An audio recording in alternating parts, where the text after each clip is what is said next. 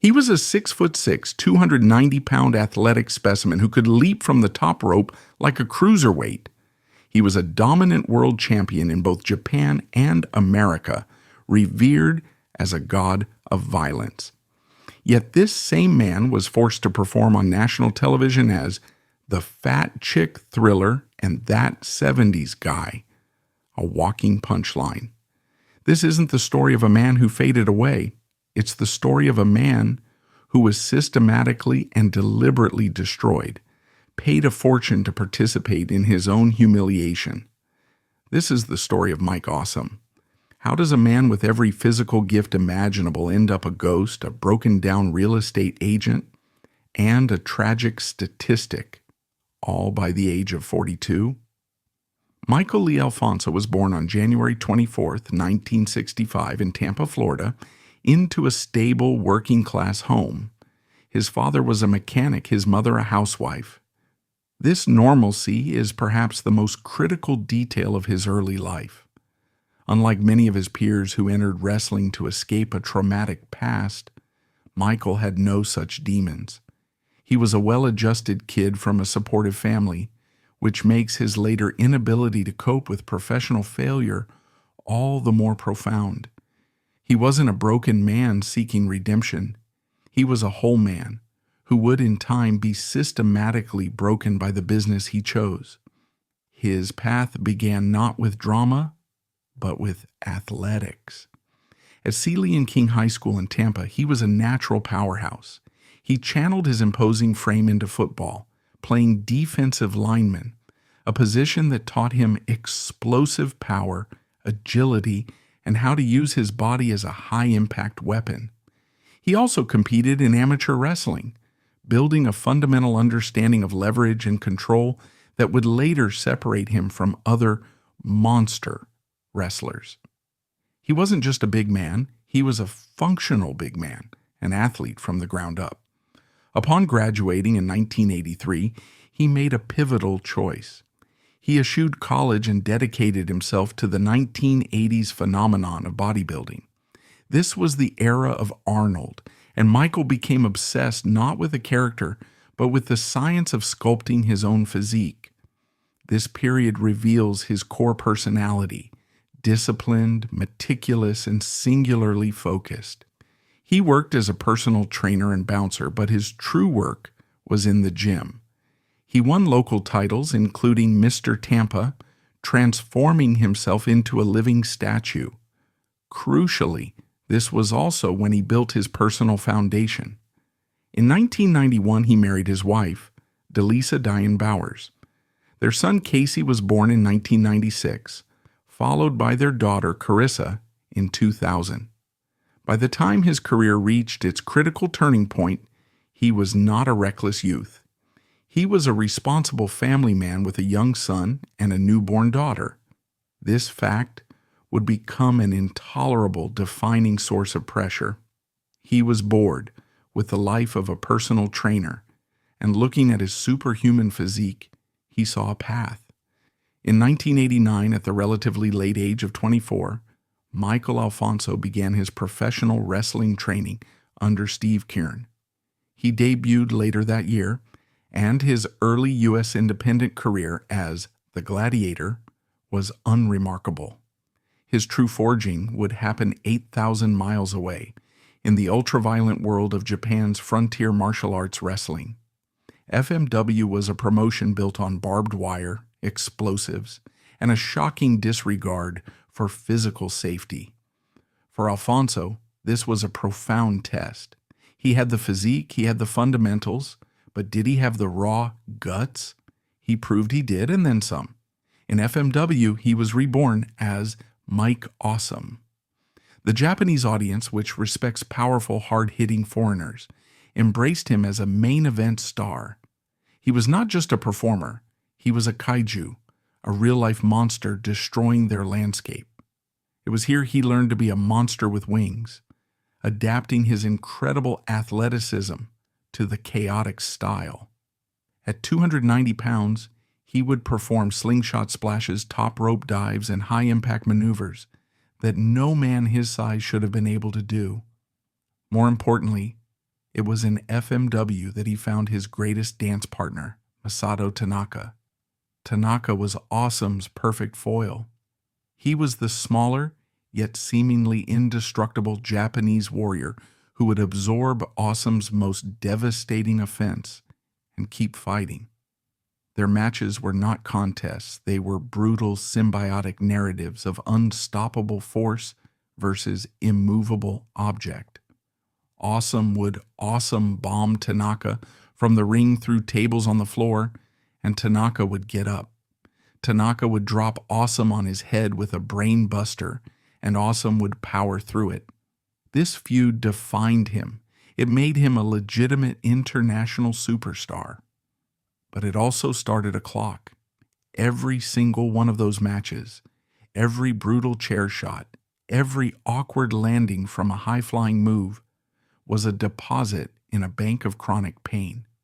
He was building his legend on a foundation of his own physical destruction. He was at his absolute peak, a respected main eventer in Japan, earning a fantastic living for his family. But back in America, a promoter in a Philadelphia bingo hall named Paul Heyman was watching these tapes, and he was about to make Mike Awesome an offer that would change his life and his legacy forever. When Michael Alfonso arrived in Extreme Championship Wrestling, he was a star, just not one that America recognized. He had forged his reputation 8,000 miles away, enduring barbed wire and explosives in the ultra-violent arenas of Japan. To the mainstream American audience, he was an unknown, but to Paul Heyman, the promoter of ECW, he was a secret weapon. Heyman was a master at identifying unique, damaged talents and finding the one environment where their chaotic energy could flourish.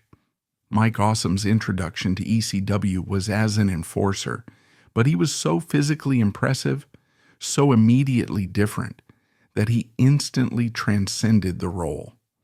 The ECW audience, a cult-like gathering in a cramped Philadelphia bingo hall, prided themselves on rejecting cartoon wrestling. They demanded authenticity, even if it was just an authentic desire for violence. And Mike Awesome was, in a word, authentic. When he hit the ring, the energy changed. He wasn't a brawler like the Sandman or a shoot killer like Taz. He was all of them at once in a terrifying 300-pound package. He was soon dubbed on ECW commentary the human cruiserweight. This phrase captured the entire miracle of Mike Awesome. It explained the unexplainable. How could a man that big move that fast?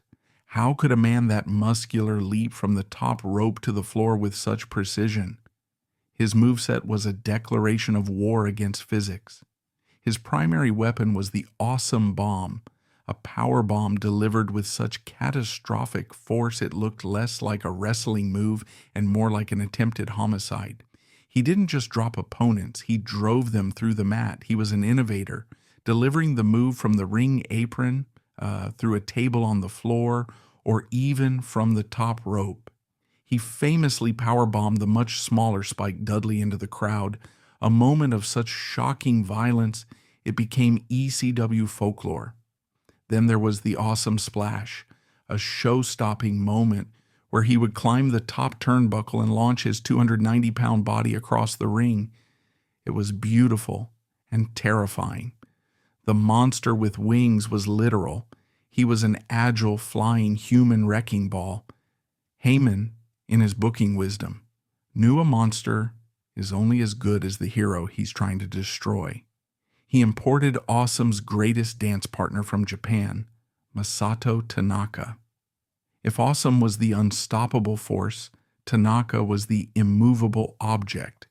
He was a Japanese fighting spirit warrior, a man who seemed to feed on pain.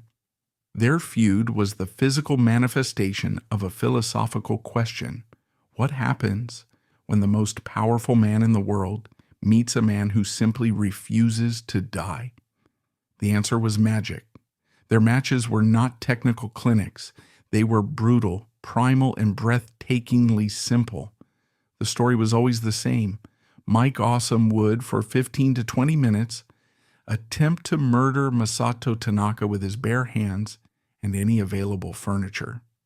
Tanaka's role was to absorb this punishment, to get up and to ask for more. The ECW crowd had never seen anything like it.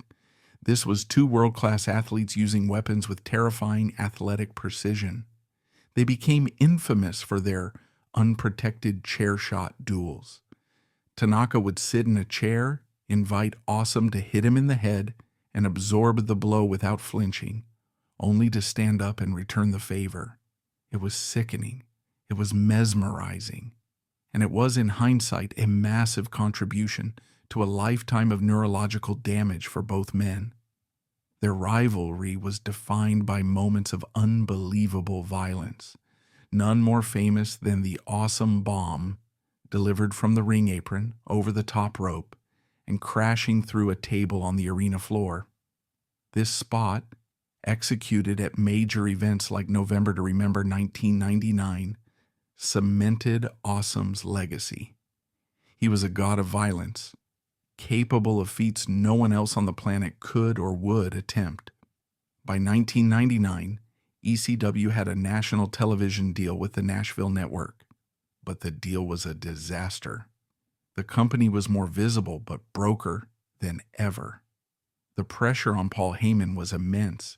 His champion Taz saw the writing on the wall and signed with the WWF. Heyman needed a new, believable, and loyal champion to anchor his promotion. He chose Mike Awesome. At Anarchy Rolls on September 19, 1999, the main event was a three-way dance for the ECW World title. The match was a brutal culmination. Taz was eliminated first after a roaring elbow from Tanaka and a top rope Awesome splash. Awesome then sealed his victory by pinning Tanaka after a top rope Awesome Bomb through a table, winning the ECW World Heavyweight Championship. This was not a fluke, it was a coronation. Paul Heyman was betting the farm on Mike Awesome. His reign was dominant. He was the most credible monster champion in all of wrestling. But behind this dominant on-screen portrayal, a personal and professional crisis was brewing. The TNN deal was not the savior Heyman had promised. The money was not flowing in. Paychecks, when they arrived at all, were bouncing. The locker room's famous loyalty was cracking. Wrestlers were performing the most dangerous style in the business, and they were doing it for free. Now, we must look at this situation not from the perspective of Mike Awesome, the monster champion, but from the perspective of Michael Alfonso, the 35-year-old husband and father. He got into wrestling to provide for his family, his wife Delisa, his young son Casey, and his newborn daughter Carissa, who was born in 2000. He was a new father with a newborn child and a family to feed, and he was not getting paid. The psychological torment is unimaginable. You are the world champion. You are on national television, and you are quite literally broke. You are taking 30 unprotected chair shots to the head, accumulating a lifetime of chronic pain for checks that turn to rubber when you try to cash them. According to reports from the time, Michael Alfonso was owed tens of thousands of dollars, a life-changing sum. He would confront Heyman, and Heyman would do what he does best. He would talk. He would spin tales of the TNN deal, of a big money pay-per-view just around the corner. For months, Michael Alfonso hung in there. He was loyal. He was the champion. He was destroying his body for the ECW cause. But by April 2000, with a newborn at home, the situation became untenable. The checks were still bouncing. The promises were still empty. And Michael Alfonso, the family man, had a choice to make. He was the ECW World Heavyweight Champion, but he was also, in his mind, a victim of fraud. His loyalty to Heyman had been exploited. His duty to his family was being compromised. And then his phone rang. On the other end of the line was World Championship Wrestling. WCW, losing the Monday Night Wars, was desperate. They had a new creative team and a checkbook with Ted Turner's money in it. They made Michael Alfonso an offer, a guaranteed multi-year six-figure contract. It was life-changing money, it was security, it was the ability to pay his mortgage, to finally get paid for the years of sacrifice. From a purely business and personal perspective, it wasn't a choice at all. It was an escape hatch. But there was the legal matter of his ECW contract. Heyman claimed Awesome was under a valid exclusive contract. Alfonso's side, however, argued a simple, powerful point. A contract is a two-way agreement. When one party, Heyman, fundamentally breaches that contract by failing to provide the agreed-upon compensation, his salary, that contract is null and void. In the eyes of Alfonso and his new employers, Heyman's failure to pay him had legally released him from all obligations. He was a free agent. He took the deal. And then WCW's new creative head, Vince Russo, decided he wasn't just going to sign Mike Awesome. He was going to use him to fire a nuclear missile at ECW, April 10th, 2000, WCW Monday Nitro. The wrestling world was in a frenzy over WCW's reboot. In the main event segment, the camera cut to the crowd. A massive, familiar figure was hopping the guardrail. It was Mike Awesome. The ECW fans watching at home felt a pit in their stomach. The commentators started to scream, "That's Mike Awesome! That's the ECW champion!" Awesome, his face a mask of pure intensity, slid into the ring.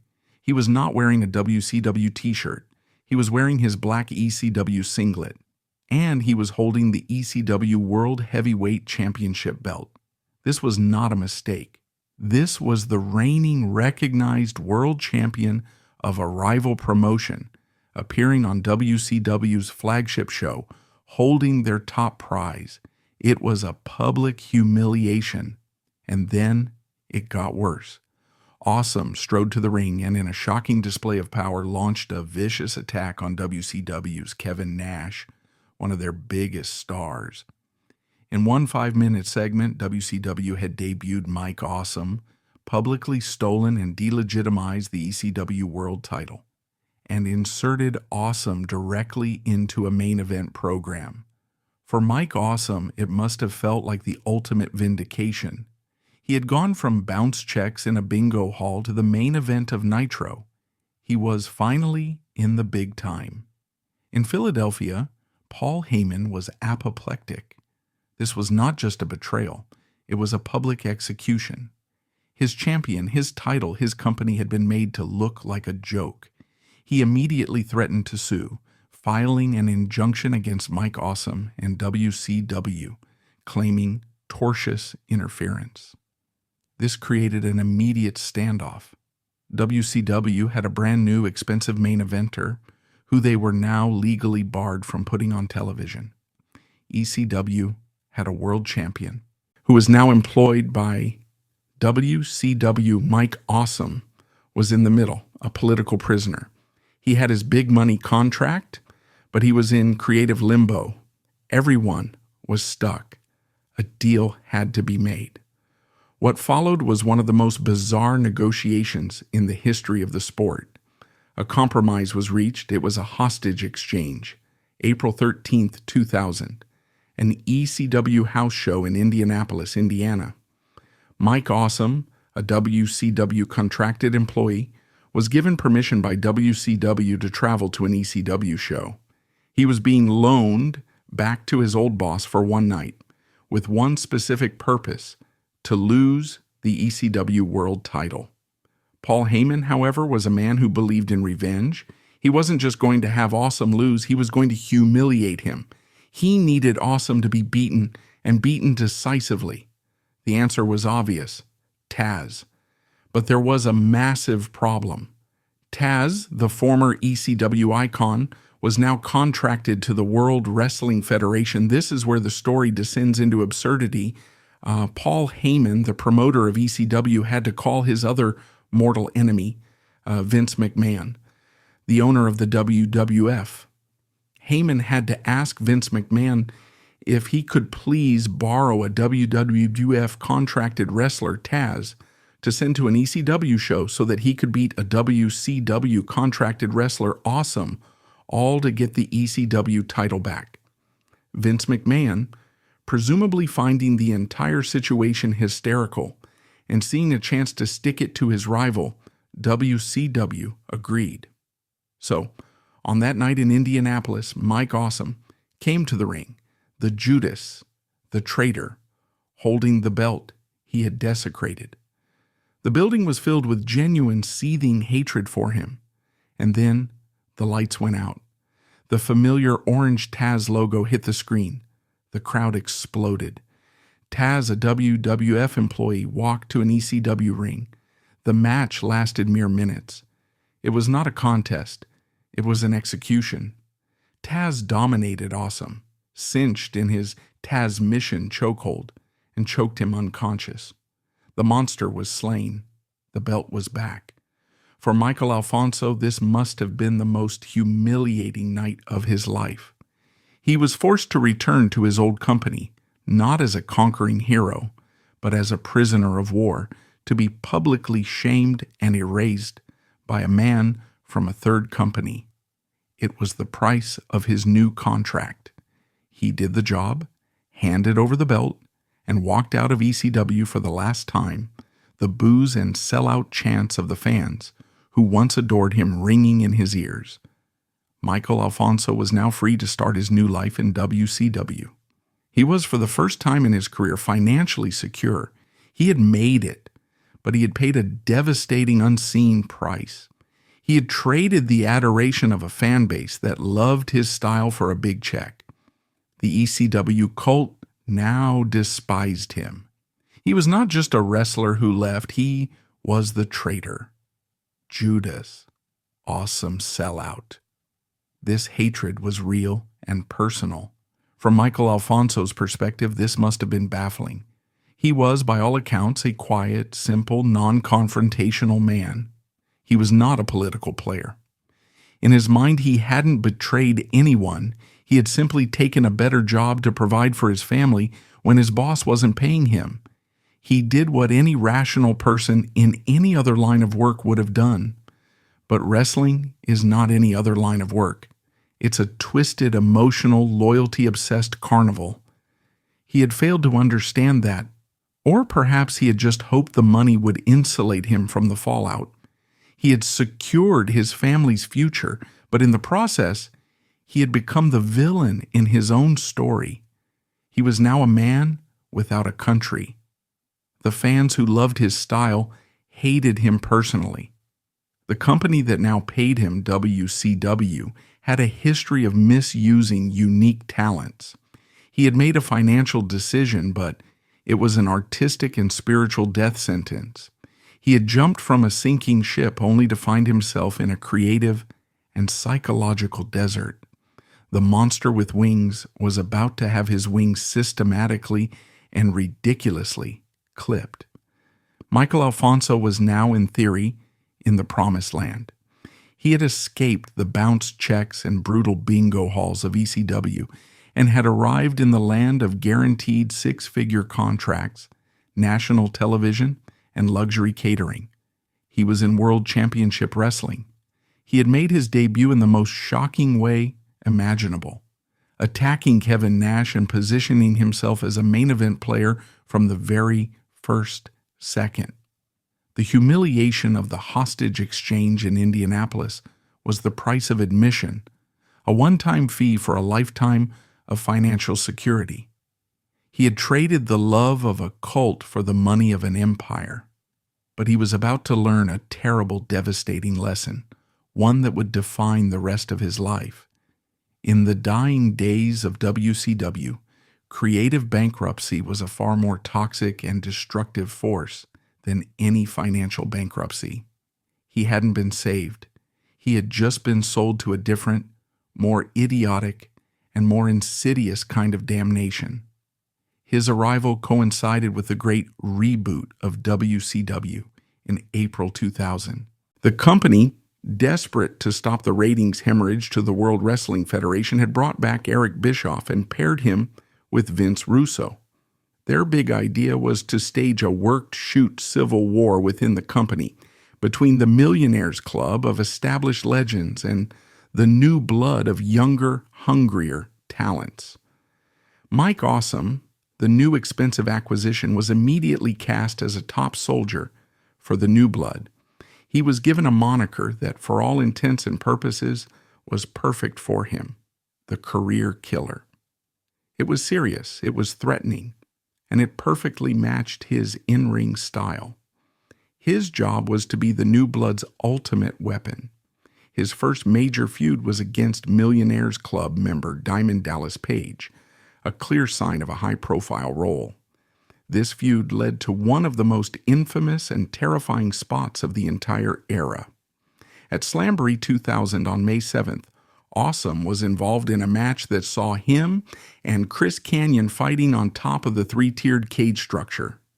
In a moment of pure, shocking spectacle, Awesome threw Kanyon from the top of the cage, sending him crashing 12 feet down through the entrance ramp below. It was a horrifying stunt that should have cemented Awesome as the most dangerous man in the company. Instead, the feud just continued, culminating a month later at Great American Bash 2000. There, Awesome faced DDP in an ambulance match. The match itself was another overbooked affair, ending only when Kanyon, disguised as an ambulance attendant, betrayed DDP, allowing Awesome to get the hollow victory. He was a monster, yes, but he was a monster on a leash, a prop in a story that cared more about shocking swerves than building a new star. The career killer gimmick, which had so much potential, quickly fizzled out. After this feud, Awesome began to drift, a main event talent without a main event purpose. And then the real destruction began. It's a question that has haunted wrestling fans for decades. How do you take a 6'6", 290-pound, athletic, terrifying, legitimate main eventer like Mike Awesome and make him a joke? The answer lies in the paranoid, frantic, and creatively bankrupt mind of a booking team that had no idea what to do with the expensive toy they had just bought. They had tried Serious Monster, and in their chaotic world, it had failed because it didn't instantly reverse the company's fortunes. So they decided to try comedy. First, his name was altered. Mike Awesome was deemed too ECW, so he was rechristened inexplicably as the Fat Chick Thriller. This must be repeated because it is the single most defining act of creative malpractice of his entire career. Michael Alfonso, the quiet, professional, dedicated husband and father, was told to go on national television and portray a character whose primary motivation was his obsession with, as the name implies, fat chicks. The sheer level of humiliation encapsulated in this one gimmick cannot be overstated. This was his entire identity. His promos, once about his desire to powerbomb men through tables, were now cringe-inducing segments where he would hit on a group of larger women brought in as extras, whom he would call his Awesome's posse. He was no longer a monster with wings. He was a mid-card level, one-note joke. He was a 300-pound physical specimen, a man who had main evented in Japan and America, and he was being presented as a lecherous cartoon. The psychological toll this must have taken on Michael Alfonso is horrifying to contemplate. Imagine the cognitive dissonance. You have spent a decade destroying your body, taking chair shots to the head, and enduring barbed wire in Japan. You finally sign a contract that validates this sacrifice, a contract that means your family is financially secure. And the price for that security is to go on television and perform this. It was a public neutering. Every single week, he was forced to go out and destroy his own aura. His signature moves, the Awesome Bomb and the Awesome Splash, which used to be sold as acts of God, were now just moves in a comedy match. He was no longer a main event threat. He was the punchline. He was trapped. He couldn't quit. That would mean sacrificing the very financial security he had sold his soul for. His only option was to show up, cash the checks, and endure the humiliation. But WCW wasn't done. The fat chick thriller gimmick, astonishingly, did not set the wrestling world on fire. It was a creative and critical disaster. So when that failed, they doubled down on comedy. If the fat chick thriller was humiliating, his next persona was sheer unadulterated buffoonery. Mike Awesome, the career killer, was repackaged again. This time he was that 70s guy. The transformation was absolute. He came to the ring not in his intimidating black singlet, but in a ridiculous period-specific disco outfit. He wore an afro wig. He drove a customized, psychedelic painted bus to the ring, a clear parody of the Pimp Mobile era. He would host an interview segment on WCW's B shows called The Lava Lamp Lounge. He was no longer a wrestler. He was a walking, talking Austin Powers reference, years after the joke was funny. This was the absolute nadir. This was the moment his career as a serious entity officially died. There was a brief, almost serious reprieve during this time. The 70s gimmick was briefly shelved when he was recruited by fellow wrestler Lance Storm for his Team Canada faction. He was rechristened the Canadian Career Killer, wore a Team Canada jersey, and was, for a short time, allowed to be a monster again, albeit a monster in service of a mid-card faction. He was Storm's heavy, the muscle that stood behind the real star of the group. It was a step up from being that 70s guy, but it was still a shadow of what he was. He was an enforcer for a mid-carder when he himself should have been a main event champion.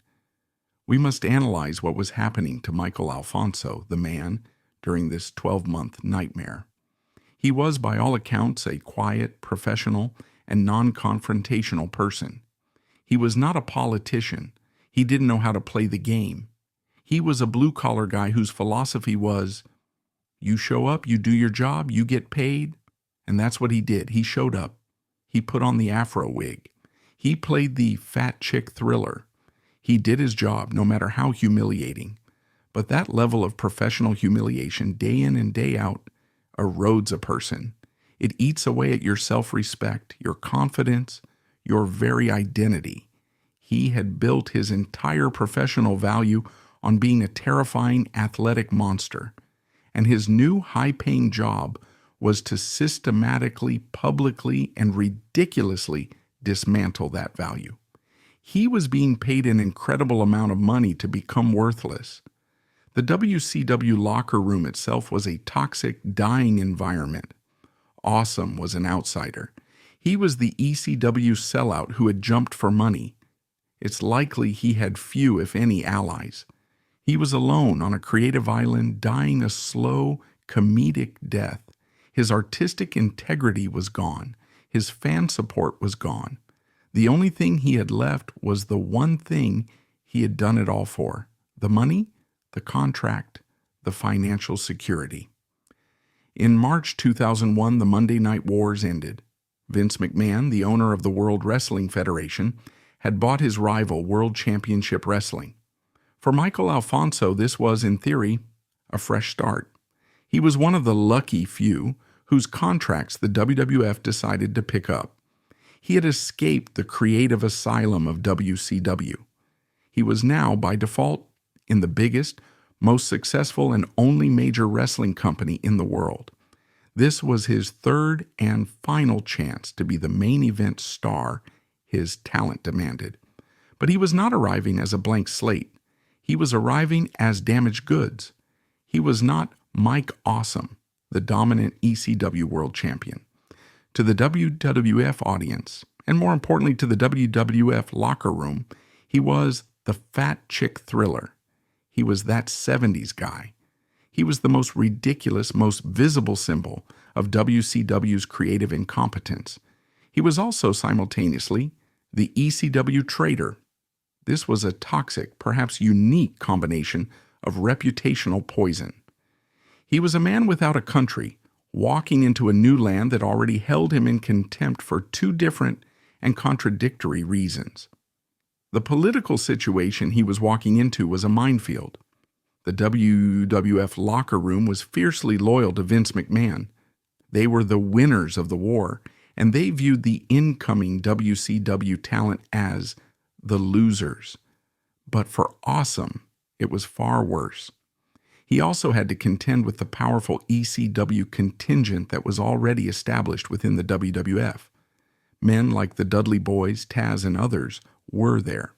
And his old boss, Paul Heyman, the man he had sued, was now an influential color commentator and a trusted advisor to Vince McMahon. Awesome was politically isolated. The WCW talent didn't see him as one of them, and the ECW talent actively despised him. He had no allies. He had no one to vouch for him. He was, from day one, completely and utterly alone. While Lance Storm holds the distinction of being the very first WCW star to invade on Monday Night Raw, Mike Awesome's debut was just as significant. On the June 25, 2001 episode of Raw, Awesome stormed the ring, ambushed WWF's Rhino, and laid him out with a devastating Awesome bomb. Later that night, he became the first member of the invading WCW Alliance to win a WWF championship, capturing the hardcore title from Rhino. For a brief, fleeting moment, it seemed the WWF got it. They booked him as a monster. He was a key soldier in the new WCW faction, which soon merged with a newly formed ECW faction to create the Alliance, the unified army built to take down the WWF.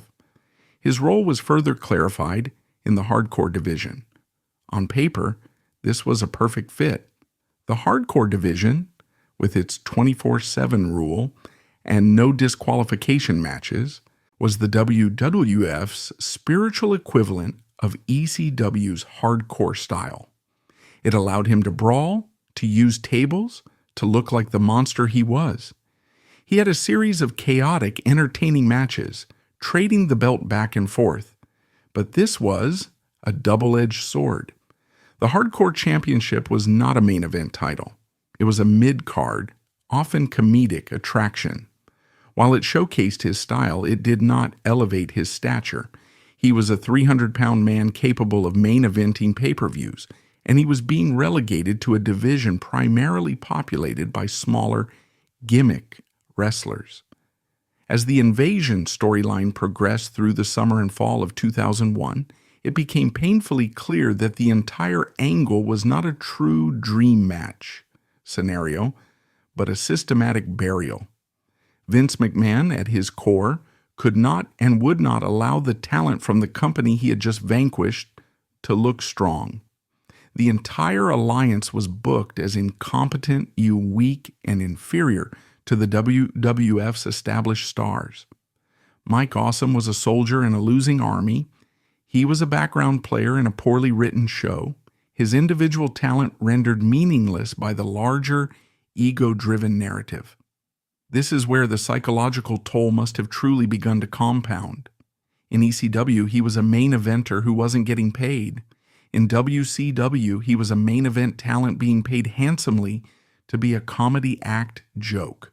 Now in the WWF, he was being paid handsomely to be irrelevant. He was just another guy. The political isolation was also taking its toll. Taz, now a WWF commentator, has spoken openly about the legitimate animosity he and other ECW alumni felt towards Awesome.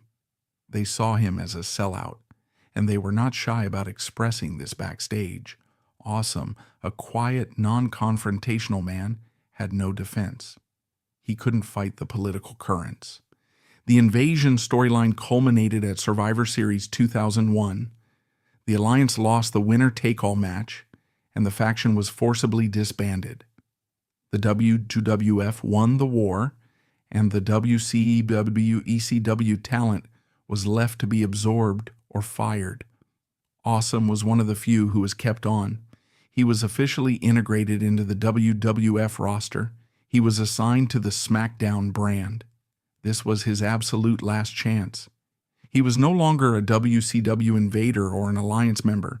He was just a WWF superstar, and he vanished.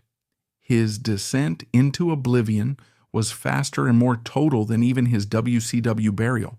He was almost immediately relegated to WWF's B and C shows. He became a permanent fixture on Jacked and Sunday Night Heat. These programs, taped before the main SmackDown show, were where the company sent wrestlers they had no creative plans for. It was the job squad ghetto, a place to put talent you were paying but had no desire to use. His job was now to lose to other lower mid-card wrestlers. He was enhancement talent. This was in many ways the final, most profound humiliation. The fat chick thriller gimmick was embarrassing, but at least it was on Monday Nitro. It was a featured primetime spot. This was just nothing. It was a public declaration of his worthlessness. He was being paid an enormous six-figure salary, a holdover from the WCW contract he had sold his soul for, to perform on shows that literally nobody watched. He was a 300-pound ghost haunting the catering tables, a walking, breathing symbol of failure.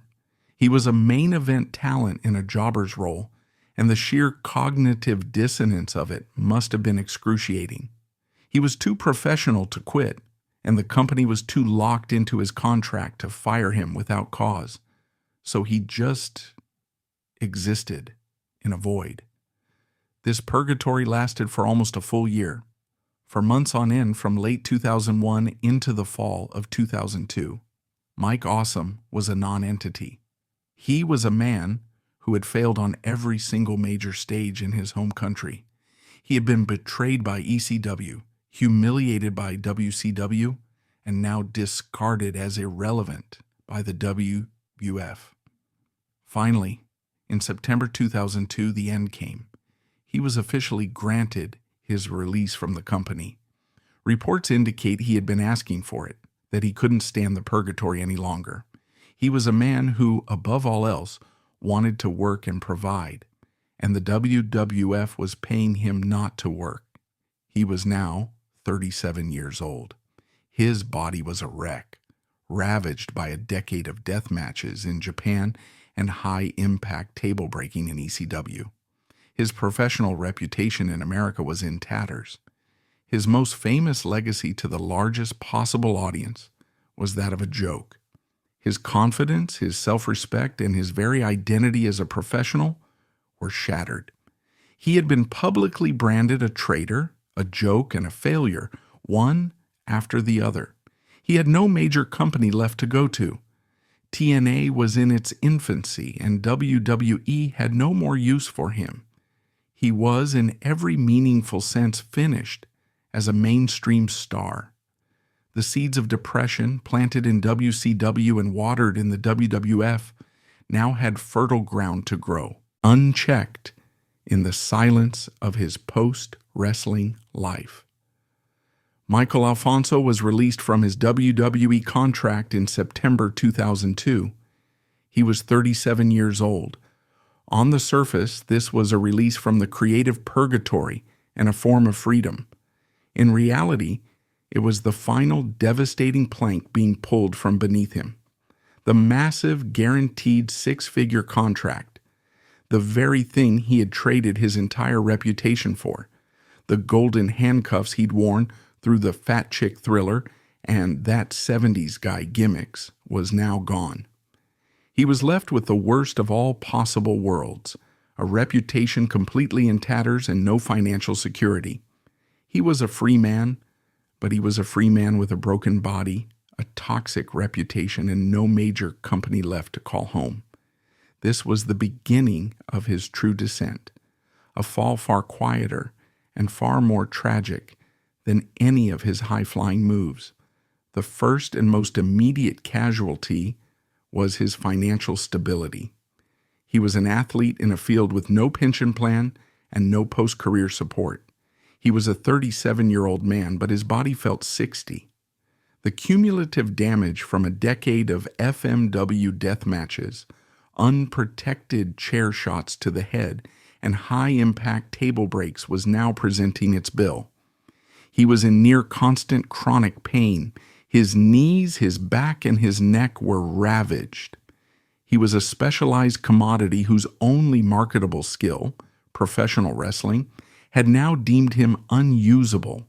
He could not simply get a normal job that required physical labor, and his body was a ticking clock of medical expenses.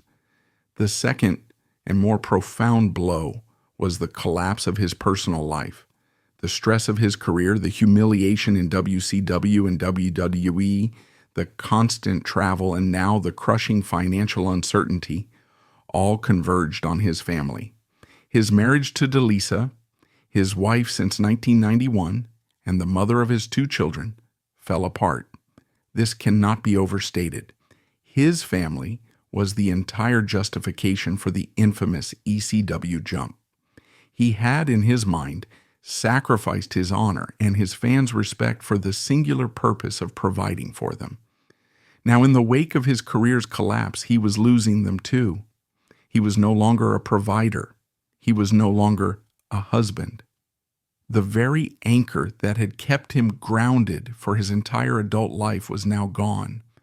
The professional humiliation he had endured on television now bled into his private life.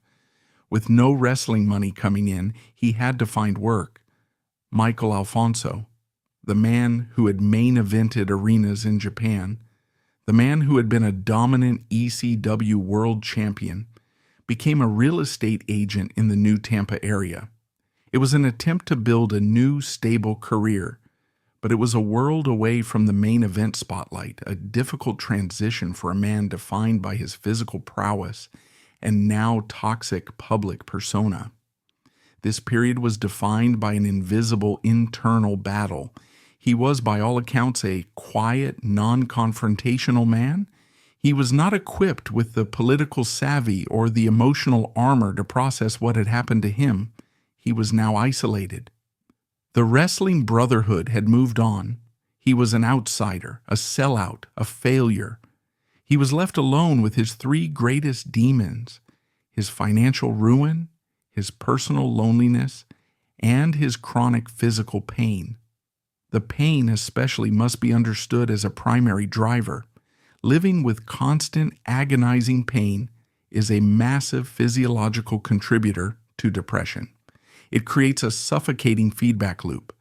The pain deepens the depression, and the depression lowers the tolerance for pain. He was a broken man in every sense of the word. He had lost his career, his reputation, his family, and his financial security. He was now living in a state of quiet, agonizing despair, a ghost haunting his own life. But the wrestling business was not quite finished with him. It had one last nostalgic temptation to offer, a final echo of the cheers that would ultimately serve as a bitter reminder of everything he had lost. In 2005, an unexpected opportunity arose. WWE, having purchased the ECW video library, decided to produce a one-off reunion pay-per-view called ECW One Night Stand. It was a night of pure nostalgia, a chance for the performers and fans of the defunct promotion to relive their glory days. Mike Awesome was invited. This was a complex, potentially healing moment. It was a chance to return not as a sellout or a joke, but as the monster he had once been, in front of the only audience that had ever truly understood him. He was booked in the one match that made sense, a brutal, chaotic brawl against his greatest rival, Masato Tanaka. When Awesome's music hit in the Hammerstein Ballroom, the reaction was complicated. He was booed heavily by the ECW faithful, who still saw him as Judas, the man who had sold them out to WCW. But as the match began, a new, more powerful feeling took over: respect.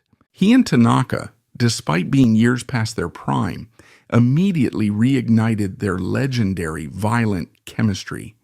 They battered each other with steel chairs and tables. In a stunning display, Awesome performed his signature Awesome Bomb, From the ring to the floor, followed by a terrifying dive over the top rope, proving the monster with wings still had flight.